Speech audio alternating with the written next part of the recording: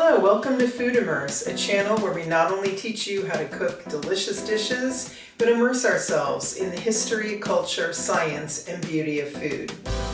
I'm Lorraine, and I'm so excited for you to join me on this journey, exploring different cuisines, ingredients, and cooking techniques. Be sure to subscribe so you don't miss a single delicious episode.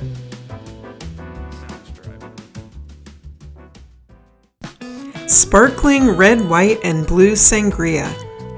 This is a refreshing and festive beverage to serve at your July 4th or any summer gathering. White wine is used to allow the red, white, and blue fruit to stand out, and using a dry wine balances out the sweetness of the fruit. This is a very flexible recipe. The red strawberries and raspberries can be added to or switched out for halved red grapes, pitted cherries, cubed watermelon, or quartered plums. A fun and festive option is to use a small or medium star-shaped cookie cutter on the white fruit slices. The apples or sliced jicama can be switched out for pears or starfruit with their natural star shape. Don't buy expensive wine for this. Decent, drinkable quality but reasonably priced will do. You can also make a non-alcoholic version. We give substitute ingredients right after the main ingredient slide.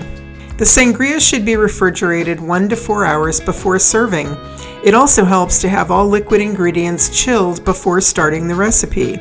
Ready to make a refreshing beverage for your summer gathering? Let's get mixing.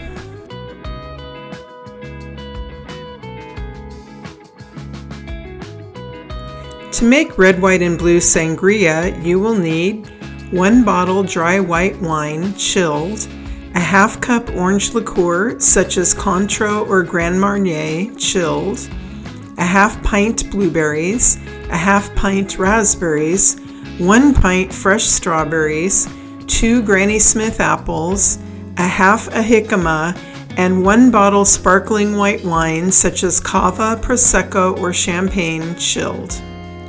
To make the sangria non-alcoholic, instead of white wine, substitute white grape juice or apple juice.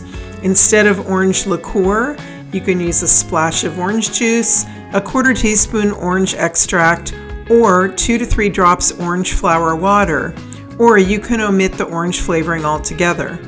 Instead of sparkling wine, use sparkling water or ginger ale.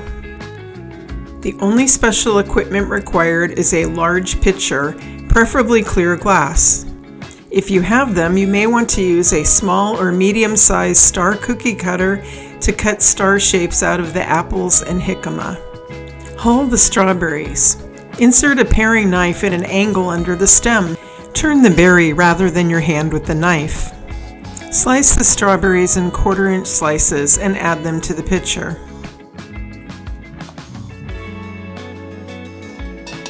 Add the blueberries. Now add the raspberries. Pour in the wine. Add the orange liqueur. Cut the end off the jicama and then peel the skin.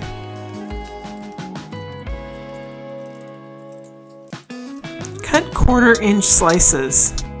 Use the optional small or medium star cookie cutter to cut star shapes out of the jicama. If you don't have a cookie cutter, you can cut them into whatever shapes you like.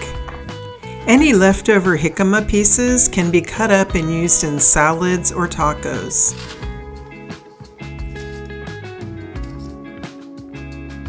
Cut the Granny Smith apples into about a 1/4-inch thick round slices.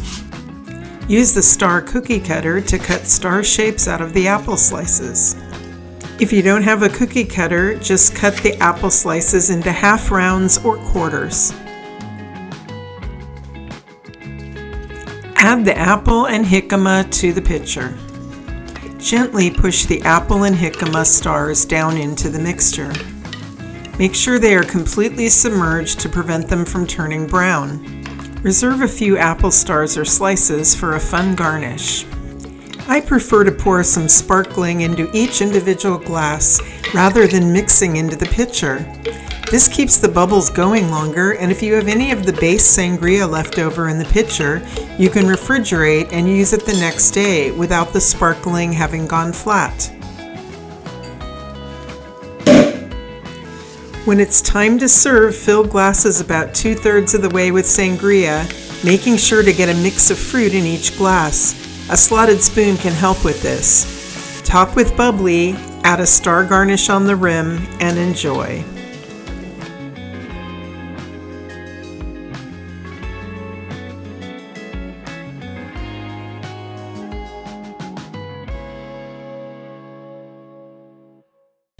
Thank you so much for joining Food Immerse and exploring different cuisines, ingredients, and cooking techniques. If you enjoyed this video, please hit like and subscribe so you don't miss a single delicious episode. If you make this dish, I would love to hear about it in the comments or shoot me an email. Until next time, cheers to good food.